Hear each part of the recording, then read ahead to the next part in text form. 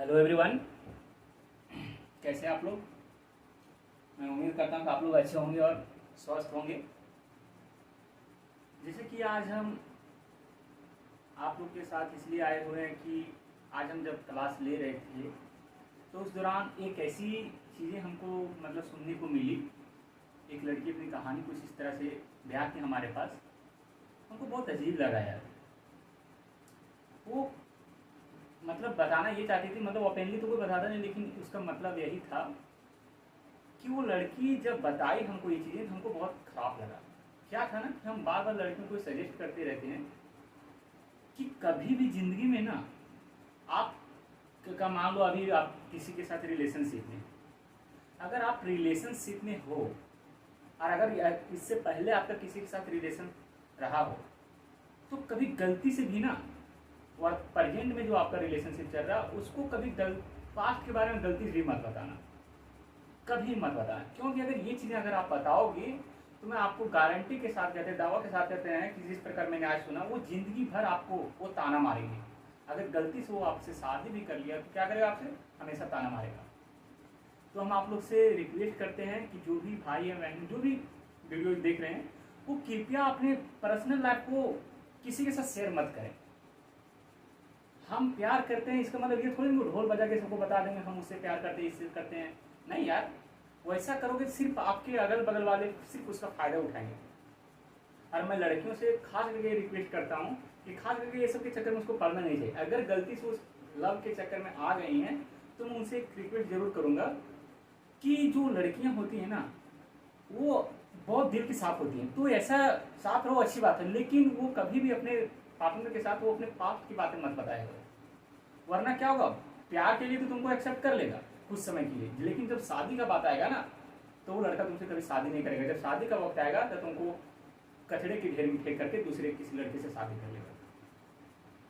तो इसीलिए कभी भी अपनी जिंदगी में ना पास्ट के बारे में लड़कों के साथ चर्चा ना करें।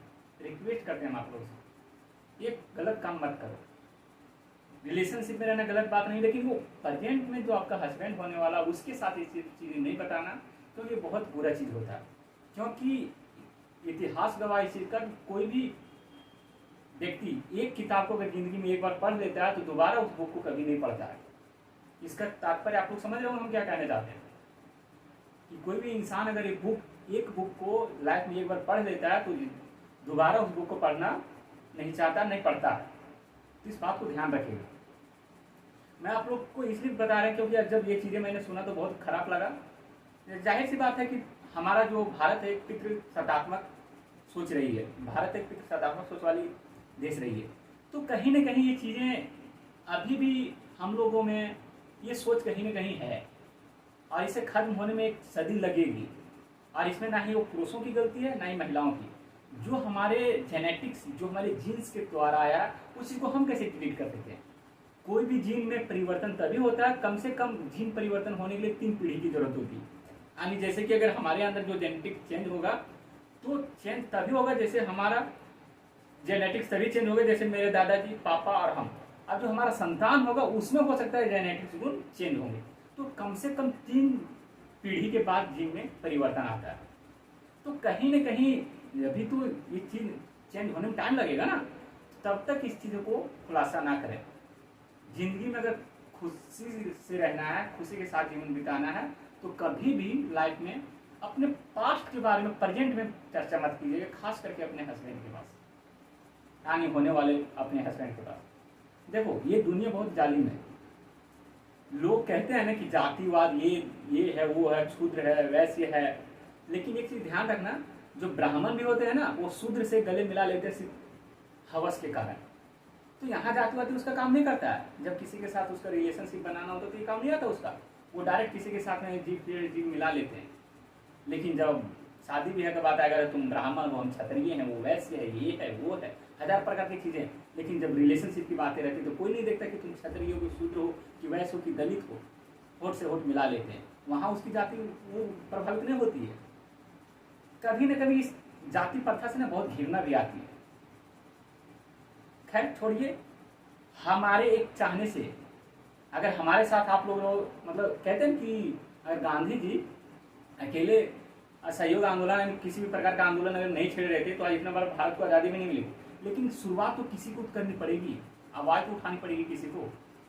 तो ये आवाज़ उठाने का जिम्मेदारी आपको और हमको है। अगर सोचेंगे हमारे एक अकेले उठाने से क्या होगा, तो अगर ऐसा ही सबको सोचा रहता, Nelson Mandela, Martin Luther king, बहुत सारे ऐसे एग्जाम्पल हैं, तो ये सब लोगों से सीखने की ज़रूरत है। और बहुत सारे ऐसे हमारे इतिहास में ऐसे लोग हैं जिसको देख करके हमको सीखने की ज़रूरत है।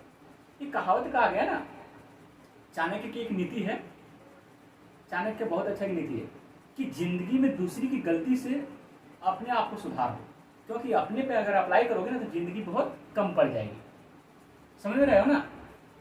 तो मतलब जो चीज़ें हैं, जैसे कि हम एग्जाम्पल बताते हैं इसके लिए, इसका मतलब क्या है कि मान लो आपके घर में एक लव मैरिज शादी हो गया, अब उस लव मैरिज शादी को आप देखते हुए कि मेरा भाई से मेरी बहन की जिंदगी कितना तबाह हो चुका है, अगर वही गलती से आप नहीं सीख रहे हो कि अगर हम लव मैरिज करेंगे तो ये दुर्दशा मेरे पास भी होने वाला है, अगर तुम भी वही गलती करते हो, लव मैरिज करते हो, तो अपने पैर पे कुल्हाड़ी मारने का काम तुम खुद करते हो। तो इसीलिए चाणक्य इतना अच्छा मतलब विद्वान माना जाता है, वो इतने अच्छे अच्छे तर्क देखे गए हैं मत पूछो।